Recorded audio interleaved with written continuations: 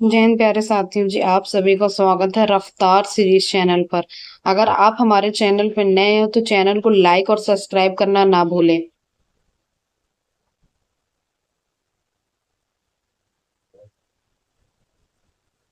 अगर आप हमारे चैनल पे पर डे खान सर की बुक का रिवीजन करना चाहते हैं तो आप हमारे चैनल को लाइक और सब्सक्राइब कर लें। खान सर की ये जो पॉकेट जीके बुक है, ये ऑल वन डे एग्जाम के लिए बहुत ही महत्वपूर्ण पुस्तक है।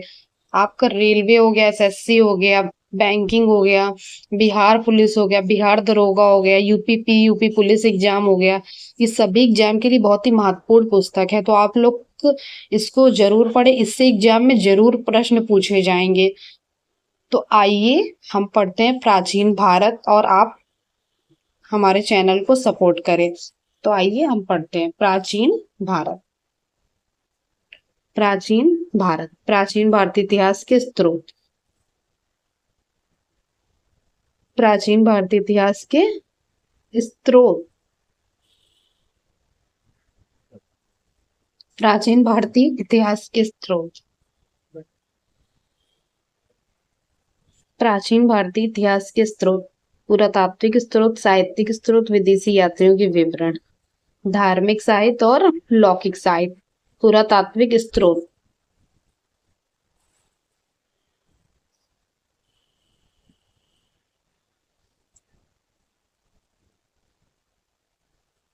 पुरातात्विक स्रोत।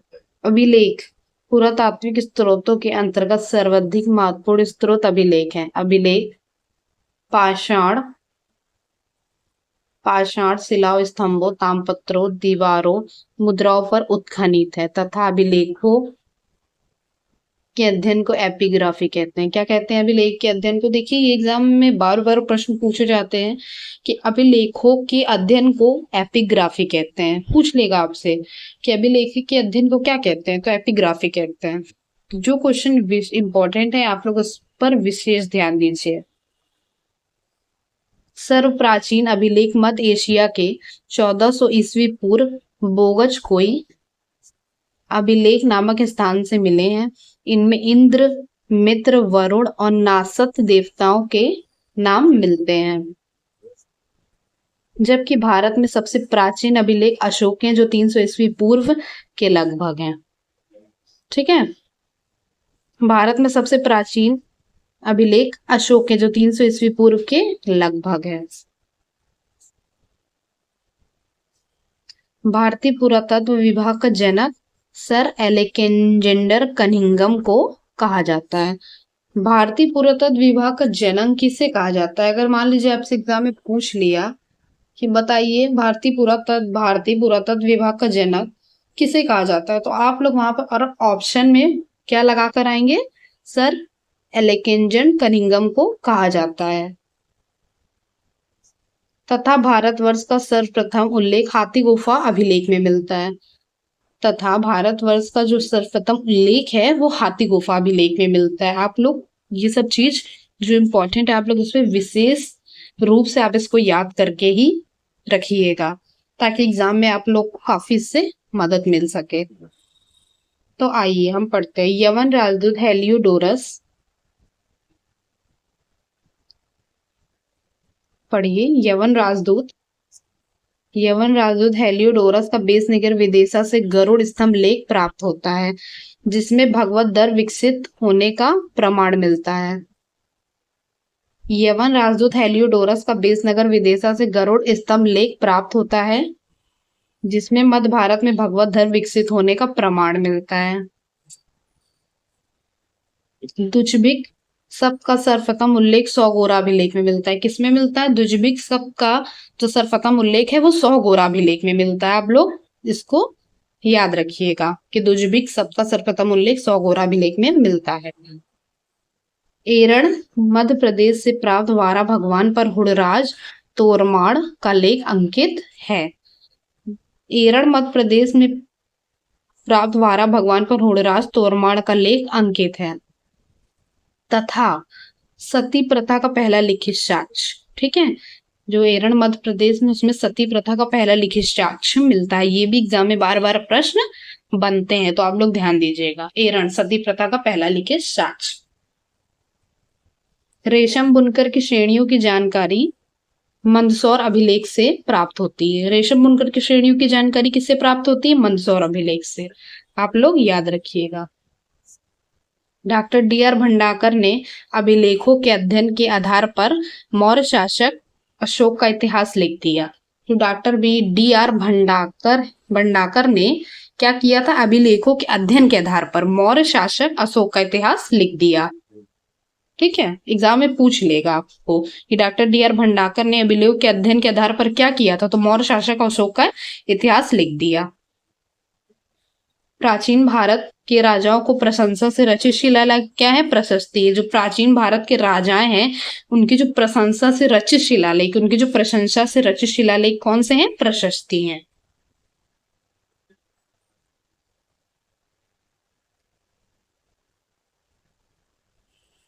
अब हमको क्या पढ़ना है? महत्वपूर्ण अभिलेख। क्या पढ़ना है? महत्वपूर्ण अभिलेख। देखिए ये भी प्रश्न बार बार पूछ लेता है पेपर में कि महत्वपूर्ण अभिलेख। ठीक है, अभिलेख शासन एवं अभिलेख की विशेषता है। हाथी गुफा अभिलेख कलिंग राज खारवेल का है। हाथी गुफा अभिलेख कलिंग राज खारवेल का तिथि रहित अभिलेख है, याद रखिएगा। जूनागढ़ गिरनार अभिलेख, जूनागढ़ गिरनार अभिलेख रुद्रमन सुदर्शन झील के बारे में जानकारी। एग्जाम में पूछेगा कि जूनागढ़ गिरनार अभिलेख शासक एवं अभिलेख की विशेषता बताइए, किससे संबंधित है, किस शासक से संबंधित है जूनागढ़ गिरनार अभिलेख? तो आपको बताना है रुद्रमन सुदर्शन झील के बारे में जानकारी। इसी तरह से आपसे पूछ लेगा नासिक अभिलेख का बताइए, किस शासक से है संबंधित? तो गौतमी पुत्र सातकर्णी तथा सातवाहनों की उपलब्धियां, क्या बताएंगे आप? नासिक अभिलेख गौतमी पुत्र सातकर्णी तथा सातवाहनों की उपलब्धियां। उसके बाद आपका पूछ देगा प्रयाग स्तंभ अभिलेख, प्रयाग स्तंभ अभिलेख समुद्रगुप्त इनकी दिग्विजयों की जानकारी पूछ लेगा। बताइए प्रयाग स्तंभ अभिलेख शासक किस शासक की विशेषता में बताता है, किस शासक? तो बताएंगे आप समुद्रगुप्त इनके दिग्विजयों की जानकारी। अब बताइए मान लेगा एहोल अभिलेख के बारे में बताइए, तो आप क्या बताएंगे? पुलिकेशन द्वितीय का है। किसका है? पुलिकेशन द्वितीय का एहोल अभिलेख। फिर मान लीजिए आपसे पूछ लेगा मंदसौर अभिलेख, मालवा नरेश यशोवर्मन रेशम बुनकर की श्रेणियों की जानकारी। मंदसौर अभिलेख के बारे में बताइए, तो आप बताएंगे मालवा नरेश यशोवर्मन रेशम बुनकर की श्रेणियों की जानकारी। फिर हमारा क्या है? अगर कहीं पर हमसे अगर गलती हो जाए तो आप लोग उसको ठीक कर लीजिएगा। ग्वालियर अभिलेख क्या है? ग्वालियर अभिलेख गुर्ज प्रतिहार वंश के शासकों के बारे में जानकारी है। जो ग्वालियर अभिलेख है उसमें गुर्ज प्रतिहार वंश के इतिहास के बारे में जानकारी मिलती है। अब आगे हम देखते हैं भीतरी एवं जूनागढ़ अभिलेख स्कंदगुप्त होड़ों पर विजय का विवरण। जो भीतरी एवं जूनागढ़ अभिलेख है इसमें क्या है? स्कंदगुप्त होड़ों पर विजय का विवरण। आप लोग याद रखिएगा। अब है देवपाड़ा अभिलेख बंगाल के शासक विजयसेन के बारे में। एग्जाम में पूछ लेगा बताइए देवपाड़ा अभिलेख किस शासक से संबंधित है? तो आप वहां पर क्या लगा के आएंगे? बंगाल के शासक विजयसेन के बारे में। अब आगे है बांसखेड़ा और मधुबन अभिलेख, तो ये किसका? हर्षवर्धन की उपलब्धि पर प्रकाश। जो बांसखेड़ा एवं और मधुबन अभिलेख है ये हर्षवर्धन की उपलब्धियों पर प्रकाश है।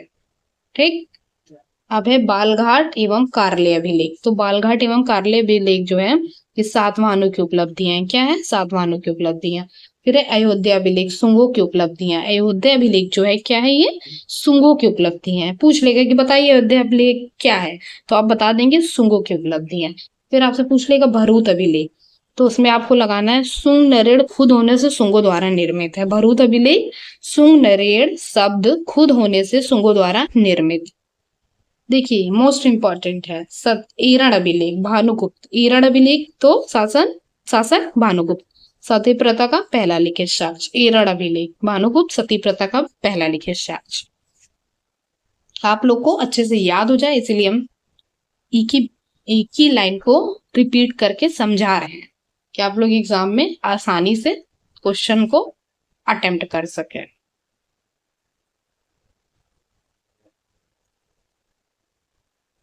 तो आइए हम लोग आगे पढ़ते हैं।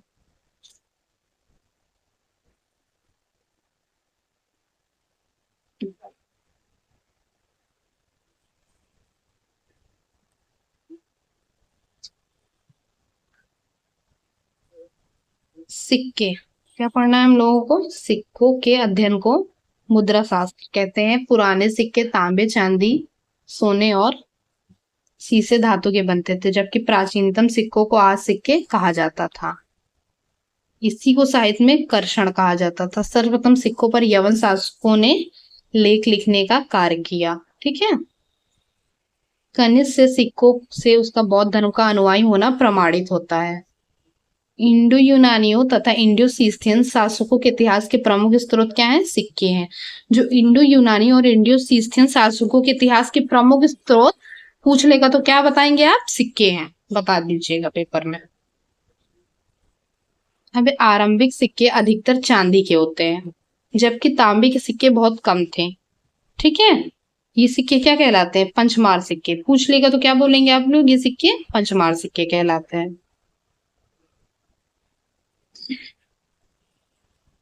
रोमन सिक्के अरिक्मेंडू पंडुचेरी से प्राप्त हुए हैं। ठीक है। जो रोमन सिक्के हैं वो कहाँ से प्राप्त हुए हैं? पंडुचेरी के पास से प्राप्त हुए हैं। उत्तर भारतीय मंदिरों की कला शैली नागर शैली कहलाती है। दक्षिण भारतीय मंदिरों की कला शैली द्रविड़ शैली कहलाती है।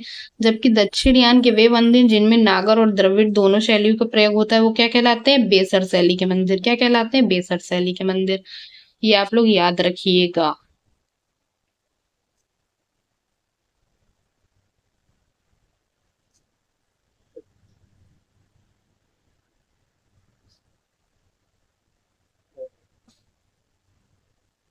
चलिए, कुषाण काल, गुप्त काल, गुप्तोत्तर काल में जो मूर्ति निर्मित की गई हैं, जन साधारण की धार्मिक आस्था और मूर्ति कला का क्या मिलता है? ज्ञान मिलता है। कुषाण काल, गुप्त काल और गुप्तोत्तर काल में जो मूर्तियां निर्मित की गई हैं, जन साधारण की धार्मिक आस्थाओं और मूर्ति कला का क्या मिलता है? ज्ञान मिलता है। भरूच, बोधगया, सांची और अमरावती की मूर्ति कला में जन सामान के जीवन की यथार्थ झांकी मिलती है। आपसे पूछ लेगा, बताइए भरूच, बोधगया, सांची और अमरावती में मूर्ति कला में क्या मिलता है? तो आप बताएंगे जन सामान के जीवन की यथार्थ झांकी मिलती है। ठीक है। अजंता गुफा में उत्कीर्ण माता और शिशु तथा मरणासन राजकुमारी जैसे चित्रों की तत्का सर्वकालिक है, जिसमें गुप्तकालीन कलात्मक और तात्कालीन जीवन की झलक मिलती है। अजंता गुफा में उत्कीर्ण माता और शिशु तथा मरणासन राजकुमारी जैसे चित्रों की शाश्वतता सर्वकालिक है, जिससे गुप्तकालीन कलात्मक और तात्कालीन जीवन की झलक मिलती है। तो आइए हम लोग अब पढ़ते हैं साहित्यिक स्रोत।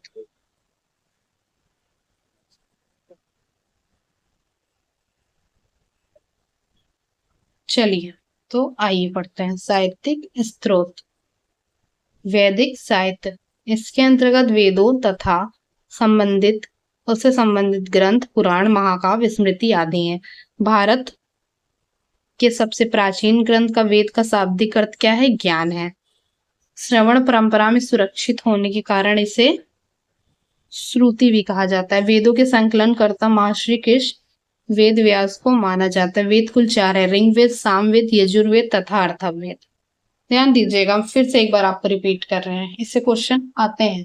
इसके अंतर्गत वेद तथा उससे संबंधित ग्रंथ, पुराण, महाकाव्य, स्मृति आती हैं। भारत में के सबसे प्राचीन ग्रंथ वेद का शाब्दिक अर्थ क्या है?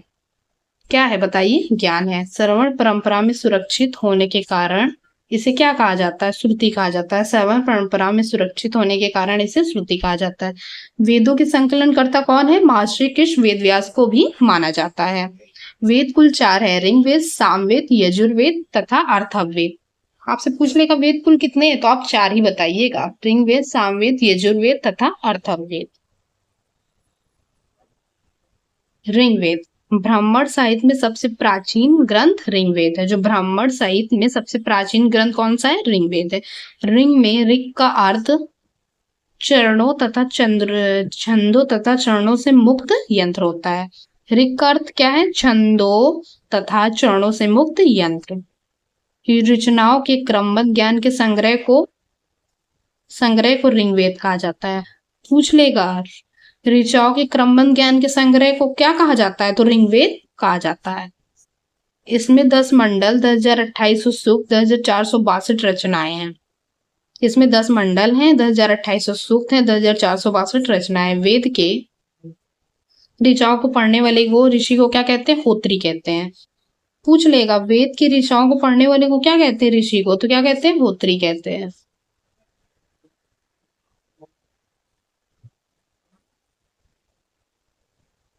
विश्वामित्र द्वारा रचित ऋग्वेद में तीसरे मंडल में सूर्य देवता सावित्री को प्रसिद्ध गायत्री मंत्र, इसके 9वें मंडल में सोम देवता का उल्लेख है। विश्वामित्र द्वारा रचित ऋग्वेद के तीसरे मंडल में सूर्य देवता का सावित्री को समर्पित प्रसिद्ध गायत्री मंत्र है। इसके 9वें मंडल में सोम देवता का उल्लेख है। क्या है इसके 9वें मंडल में? सोम देवता का उल्लेख है।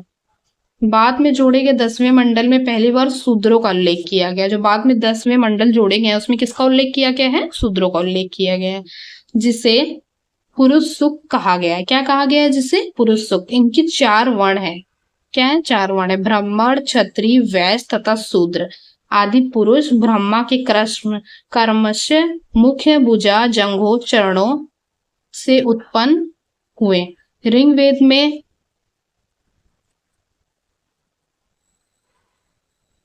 इंद्र के लिए 250 तथा अग्नि के लिए 200 रचनाओं मंत्रों की रचना की गई है। ठीक है, इंद्र के लिए कितनी? 250, अग्नि के लिए 200 रचनाओं मंत्रों की रचना की गई। पूछ लेगा, इंद्र के लिए कितनी रचनाएं? 250 और अग्नि के लिए 200। वामनावर्त के 3 पगों के आख्यान का प्राचीनतम स्रोत क्या है? ऋग्वेद है। वामनावर्त के 3 पगों का आख्यान का प्राचीनतम स्रोत क्या है? तो आप क्या बताएंगे? ऋग्वेद बताएंगे। यूनेस्को ने ऋग्वेद में 3 पांडुलिपियों को 2007 में memory of the world register में शामिल किया। ठीक है, रजिस्टर में क्या किया? शामिल किया।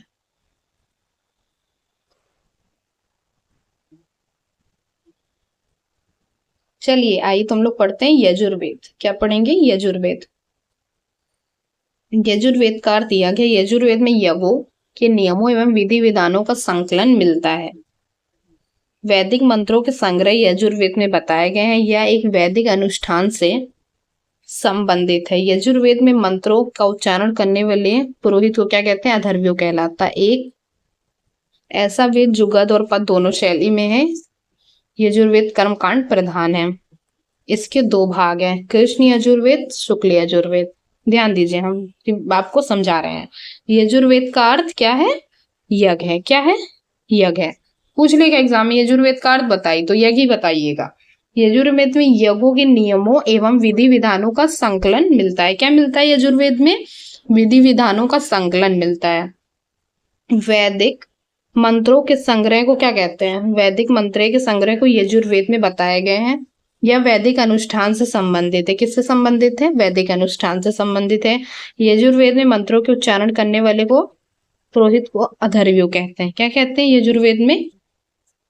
यजुर्वेद में मंत्रों के उच्चारण करने वाले पुरोहित को अथर्वयो कहते हैं। और ऋग्वेद में क्या कहते हैं? होत्री कहते हैं। एक ऐसा वेद जो गद और पद दोनों शैली में है, यजुर्वेद कर्मकांड। जो ऐसा पूछ लेकर बताइए, ऐसा कौन सा वेद है जो गद और पद दोनों शैली में? तो यजुर्वेद है। यजुर्वेद क्या है? कर्मकांड प्रधान है।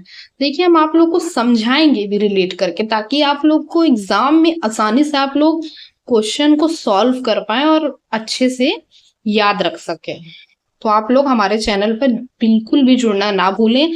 खान सर के द्वारा जो भी पॉकेट जीके बुक है उसको लाइन बाय लाइन रिवीजन कराया जाएगा। तो आप हमारे चैनल को लाइक और सब्सक्राइब और शेयर जरूर करें। सामवेद का शाब्दिक अर्थ ज्ञान या संगीत है। इसमें मुख्यतः साम का शाब्दिक अर्थ ज्ञान या संगीत, इसमें यज्ञों के अवसर पर गाए जाने वाले मंत्रों को ऋचाओं का संकलन है। इसके मंत्रों को गाने वाले को क्या कहते हैं? उद्गाता कहते हैं। इसमें भारतीय संगीत का जनक कहा जाता है। सामवेद में कुल 1875 रचनाएं मंत्र हैं, जिनमें से 75 से अतिरिक्त ऋग्वेद से ली गई हैं। अवेद, गंधर्वेद इनकी प्रमुख शाखाएं कौथमिनी, जैमिनी तथा रणायनी। समझिए, सामवेद, साम का शाब्दिक अर्थ ज्ञान या संगीत है। क्या है? पूछ लेगा। साम का शाब्दिक अर्थ ज्ञान या संगीत है। इसमें मुख्यतः यज्ञों के अवसर पर, क्या, यज्ञों के अवसर पर गाए जाने वाले मंत्रों, ऋचाओं का संकलन है। इसके मंत्रों को गाने वाले को क्या कहते हैं? उद्गाता कहते हैं। क्या कहते हैं? उद्गाता कहलाता है। इसमें भारतीय संगीत का जनक कहा जाता है। इसे भारतीय संगीत का जनक कहा जाता है। किसे? सामवेद को। सामवेद में कुल 1875 रचनाएं मंत्र हैं, जिनमें से 75 से अतिरिक्त शेष ऋग्वेद से ली गई हैं। ठीक है। अवेद, गंधर्वेद इनकी प्रमुख शाखाएं कौथमिनी, कौथमी, जैमिनी तथा रणायनी। अब हमारा क्या है? अर्थववेद। अर्थव नामक ऋषि इसके प्रथम दृष्टा हैं। इन्हीं के नाम पर इसे अर्थव कहा गया है तथा इसके दूसरे दृष्टा अंगिरस ऋषि थे। इसे अर्थवागिरिस वेद भी कहा जाता है। इसे भेषज वेद भी कहा जाता है। इस वेद में सर्वप्रथम सती प्रथा का उल्लेख किया गया है। समझिएगा, अर्थव वेद, अर्थव नामक ऋषि इसके प्रथम दृष्टा, इन्हीं के नाम पर इसे अर्थव, अर्थव जो अर्थव वेद है, इनके अर्थव नामक ऋषि इसके प्रथम दृष्टा हैं। ठीक है, पूछ लेगा अर्थव, अर्थव वेद में अर्थव नामक ऋषि क्या है? तो इनके प्रथम दृष्टा, इन्हीं के नाम पर इसे अर्थव वेद कहा गया है। तथा दूसरे दृष्टा रचिता अंगिरस ऋषि थे। कौन थे अर्थवेद के दूसरे दृष्टा रचयिता? अंगिरस ऋषि थे। इसे अर्थवगृसी वेद भी कहा जाता है। क्या कहा जाता है? इसे अर्थवगृसी वेद भी कहा जाता है। इसे भेषज वेद भी कहा जाता है। ठीक है, ध्यान रखिएगा। इस वेद में सर्वप्रथम सती प्रथा का उल्लेख है। किसका है? सती प्रथा का उल्लेख है।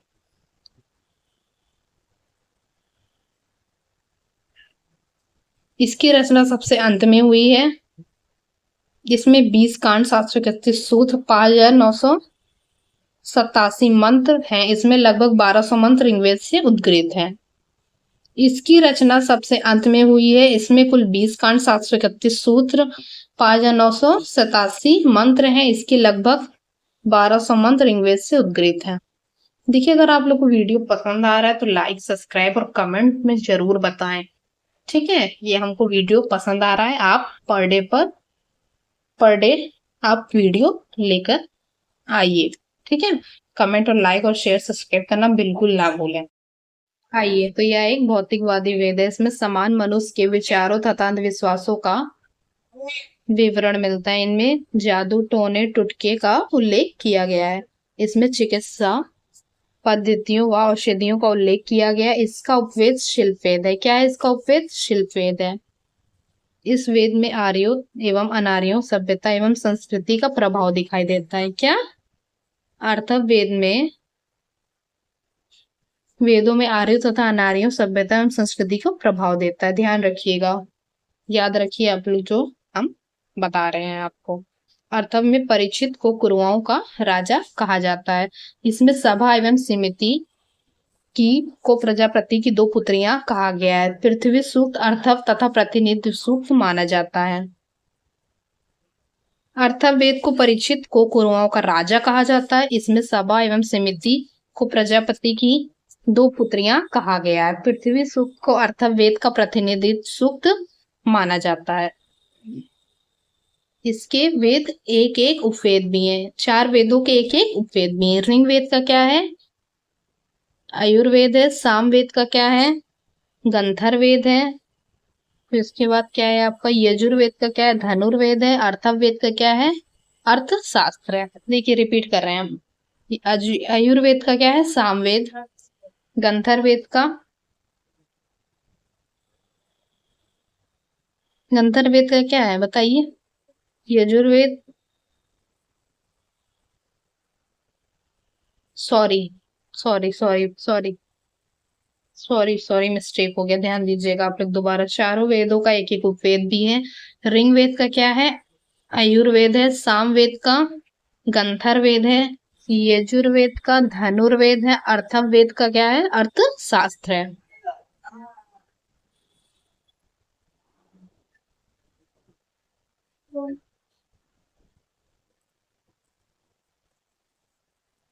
आइए, तो हम लोग कहाँ पर थे?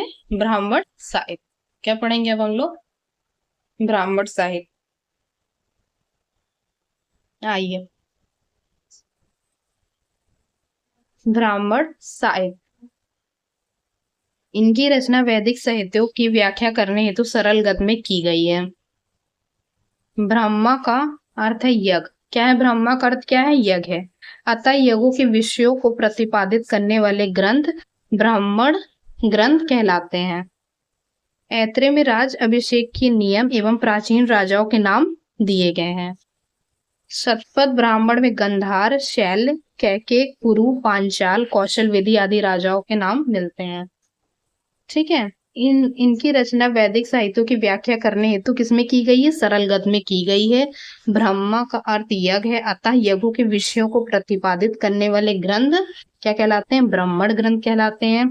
ऐत्रेय में राज अभिषेक के नियम एवं प्राचीन राजाओं के नाम दिए गए। ऐत्रेय में क्या दिए गए हैं? प्राचीन राजाओं के नाम दिए गए। राज अभिषेक एवं नियमों एवं प्राचीन राजाओं के नाम दिए गए। शतपथ ब्राह्मण में गंधार, शैल, कैकेय, कुरु, पांचाल, कौशल, विधि आदि राजाओं के नाम उल्लेख है। तो ठीक है, ठीक है दोस्तों, हम सभी यहाँ पर वीडियो को समाप्त करते हैं और आगे का वीडियो अब नेक्स्ट क्लास में पढ़ाया जाएगा। ठीक है, धन्यवाद।